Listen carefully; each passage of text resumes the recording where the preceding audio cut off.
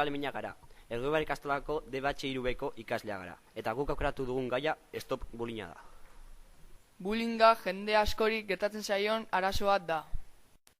Normalean bullyinga egiten duen pertsonak ez daki nolako mina egiten dion beste pertsonari. Beste pertsonak ez daki zergatik egiten dion bullyinga. Gizena delako. Asko ikasten duelako. Arrazarengatik. Homosexuala delako. Edo besterik gabe ezberdina delako. Eta arazo honi aurre egiteko irtenbideak eman ditzakegu. Bullyinga egiten dioten pertsona psikologo batengana eraman. Bullyinga jasotzen duen pertsonari lagundu, baloratu. Nagusi bati laguntza eskatu.